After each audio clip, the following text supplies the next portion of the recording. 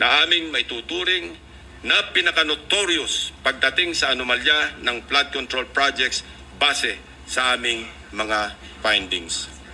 Unahin muna natin ang kaso ng questionabling flood control project sa 24. Eksakto ang lokasyon na aming pinuntahan sapagkat consistent ito sa coordinates na nakalathala sa DPWH at sa sumbong sa Pangulo website. Guni-guni o guni-guni? Mr. President, distinguished colleagues, tuloy-tuloy na po tayo sa usapang guni-guni sa mga proyekto sa lalawigan ng Bulacan. Nasabi ko nga kanina ay ang pinaka-notorious sa aming mga case studies na sa ulat na rin ng mga taga DPWH officials at insiders at ilang contractors ay minumulto ng humigit kumulang 30 guni-guning proyekto. Una sa aming pinuntahan, ang siyudad ng Malolos, kung saan kitang-kita ang labis na pagbaha sa kabila ng una ng napaulat na buhos ng pondo sa probinsya.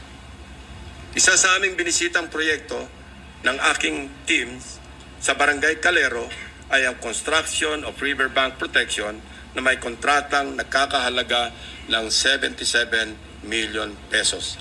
Ang kontraktor nito, base sa record, ay Wawaw Builders at tagged as completed as of October 2024. Gamit ang coordinates sa sumbong sa Pangulo website, madali naming natunton ang lokasyon ng proyekto. Inabutan po namin ang flood control structure na ayon sa mga residente ay sinimulang gawin ngayong taon, 2025 lamang. Ibig sabihin po, ang pondo nito ay nasa taong 2025, hindi 2024. Sigurado kami sapagkat iba ang contract ID nito base sa DPWH billboard na inyong nakikita sa screen. Kinumpirma din po ng mga residente na walang flood control project na ginawa sa lugar noong 2024. Ang malaking tanong, ano ang riverbank protection structure na pinondohan at sinasabing completed dito? Ito po bang nakikita nating puting pader sa screen? Pader nga po yan, Mr. President. Perimeter fence ng subdivision. Mr. President, sari-saring gimmick, makapandaya lang ng milyones sa kaban ng bayan. Magtungo tayo sa susunod na barangay, Mr. President. Lula ng bangka, binagtas ng aking mga staff ang barangay Babatnin upang hanapin ang riverbank protective structure na pinondohan noong 2024. Ito ay nagkakahalaga ng 77 million pesos ulit na nakuha naman ng Darcy and Ana Builders. Mayroong flood control project na kumpirmado rin sa mga online videos na nahanap namin. Ang siste, hindi po ito ginawa noong 2024. 2018 pa po, Mr. President. Pinondohan din ito noong 2021, 2023 at 2024. Ayon sa mga residente, ang huling pagsasaayos dito ay nangyari noong 2023 na substandard din ang pagkakagawa. So, kanino napunta ang inilagak na pondo sa ilalim ng 2024 national budget para sa proyekto? Paulit-ulit ang pagpopondo kahit gawa na. Bagong style ito, Mr. President. Ilan pa kayang flood control projects ang ganito? Ang contractor nito na Darcy and Ana Builders. Nagmimistulang multo rin. Bakit kanyo? Base sa mga dokumento ng kumpanyang ito. Ito ay isang negosyo na rehistrado sa ilalim ng sole proprietorship at may address sa Cardona, Rizal. Sa pamamagitan ng simpleng pag-search sa Google Map ay madaling makita ang gusali kung nasaan ang nasabing negosyo. Subalit, nang puntahan ng aking team ang address, ang kanilang inabutan ay gym at e-payment store sa halip na construction company. Wala na rin ang signage ng Darcy and Ana Builders sa dating nakakabit sa building. Maya-maya, ipapakita pa namin ang mga natuklasan naming proyekto na gawa o dapat ginawa ng nawawalang Darcy and Ana Builders. Sinuyod din po natin ang ilang barangay sa Hagonoy, Bulacan, na hanggang ngayon ay lubog pa rin sa tubig baha, Mr. President. Gamit ulit ang sumbong sa Pangulo website, hinugot namin ang exact grade coordinates ng proyektong aming nakita para tiyakin na sakto ang lokasyon kung saan tayo napadpad. Mr. President, the first subject project was in Barangay Carillo, Hagonoy, Bulacan, supposedly completed on April 19, 2024. It was awarded to Darcy and Ana Builders and Trading for a sweeping price tag of 77.199 million pesos na naman. Mr. President, gusto po ba ninyo makita ang itsura ng isang 77.199 million pesos worth na riverbank protection structure? Tingnan po natin. Nasaan na nga ba? Ewan ko, Mr. President, dahil wala tayong makita. Kahit ano pang suyod ang gawin namin, hindi namin makita o mahagilap ang flood control project ng Darcy and Ana Builders. Hello, Darcy. Ang Ana and Ana, nasaan ng flood control?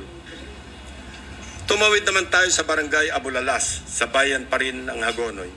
Silipin natin ang Tatak Darcy and Ana Builders Flood Control Project.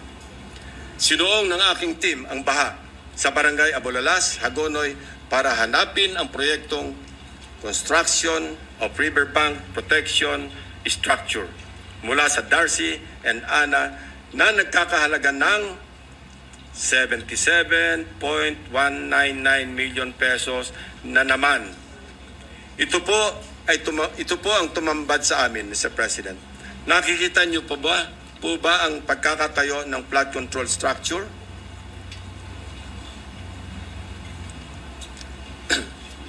Hindi niyo po talaga makikita, my dear colleagues. Guni-guni lang kasi ang flood control structure o riverbank protection kung saan dapat nakatayo ang Darcy and Ana project. Iba rin ang kaso sa Barangay Iba. Tinungo namin ang proyekto Riverbank Protection Structure sa Barangay Iba ng Wawaw Builders na natapos na dapat noong Oktubre 2024. Ang presyo ng proyekto, 77.199 million pesos na naman.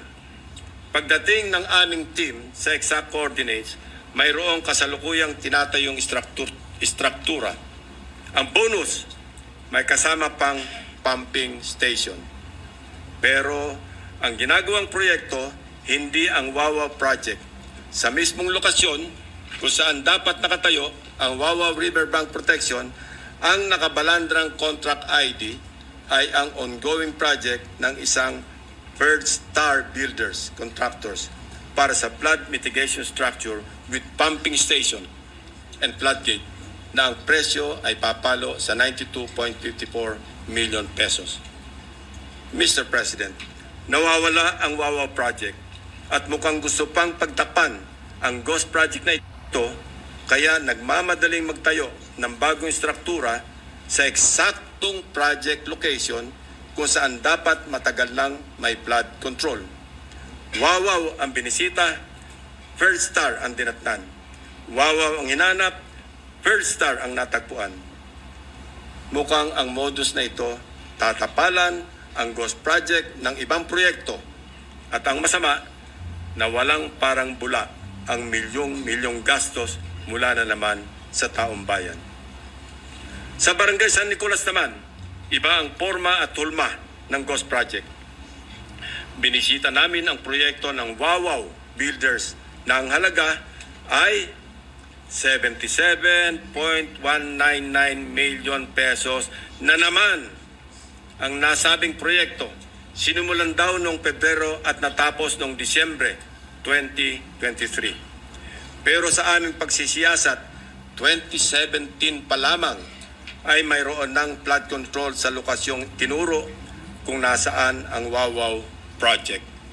Makikita rin sa historical imagery ng lugar na walang nabago simula pa noong 2017. So, anong tinayo ng Wawa Builders noong 2023? Di wala. May guni-guni na naman sa barangay San Nicolas. Wow na wow ang wawaw.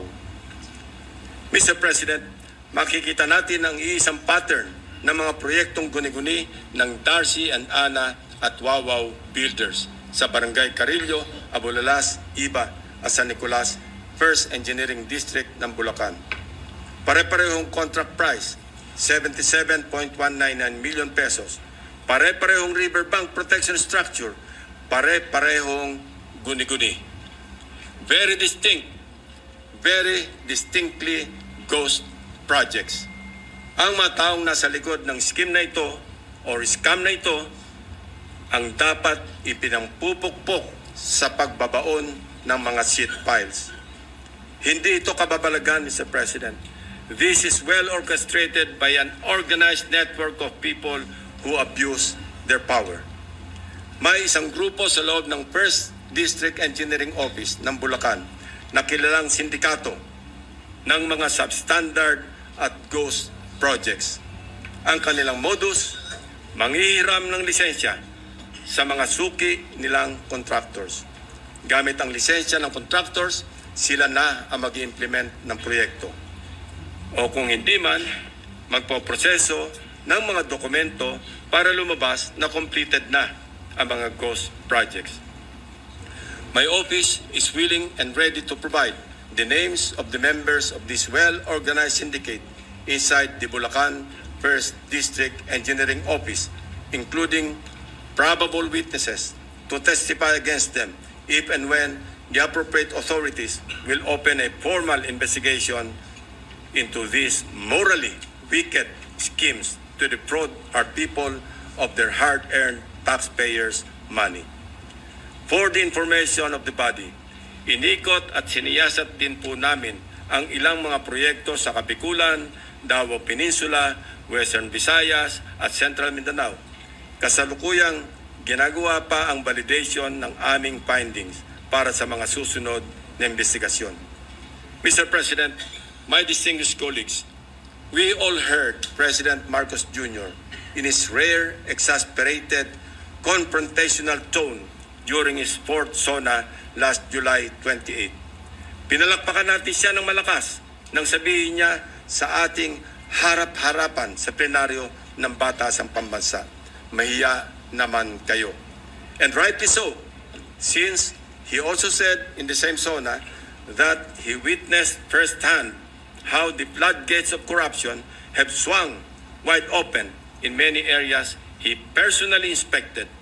He saw defective flood control projects, obviously built with substandard materials or not built at all, wasting hundreds of billions of pesos in taxpayers' money drifted away and down the drain. And all this, Mr. President, went straight to the pockets of the insatiably greedy, so vile, so greedy, and corrupt to the core politicians, DPWH officials, and contractors, conniving among themselves and mindful of the lives lost and the properties destroyed, all for their lust for money. This humble representation just confirmed with sordid details what President Marcos announced in the launching of the Sumbong sa Pangulo website, which greatly helped us in tracking and monitoring the status of the non-existing but fully paid flood control projects. Mr. President, distinguished colleagues, we can do our part in leading the way under your leadership and the cooperation that each and every one of us in this august hall to set the example in good governance. We can start with an honest to goodness and fully transparent deliberation of the 2026 National Budget Measure that will truly represent the hopes and aspirations of our people for a better Philippines. Sa isang taon, wag naman sana nating marinig na mapagsabihan tayo na mga walang hiya kayo. Sa haba at lawak ng aming pagsisiyasat, may mga gustong magsalita at tumulong. District engineers na napipilitang ipa-implement ang mga binagsak na project sa kanilang distrito na hindi naman sila ang nagplano kaya hindi naisama sa National Expenditure Program. Subalit, dahil nagmula sa mga insertions ng mga tinaguriang funders sa Kongreso, mga contractors na kapit sa patalim dahil sa bulok na sistema ng talamak na lagayan, tali ang mga kamay dahil sa kanilang pakikisama nakasalalay ang kanilang hanap buhay. At higit sa lahat, mga taong bayan na nais ipaabot ang kanilang hinaing. Madami din sa mga nakausap namin ang handang pangalanan ang mga tiwaling opisyal ng gobyerno na tunay na nasa likod ng mga milagro sa flood control. Ang halos nagkakaisang tanong nila na mahirap kong saguting mag-isa. Sagot ba ninyo ang kaligtasan namin at sigurado bang tuloy-tuloy ang laban hanggang sa dulo o habang mainit lamang ang issue na ito? When few good officials or regretful men are willing to speak truth to power, they must be heard. They must be seen. They must be protected. The depth of corruption has become so overwhelming that it drowns us in our sad reality. More than flood control, what the Filipino people badly need to see is grid control. Thank you, Mr. President. Thank you, Senator Lacson.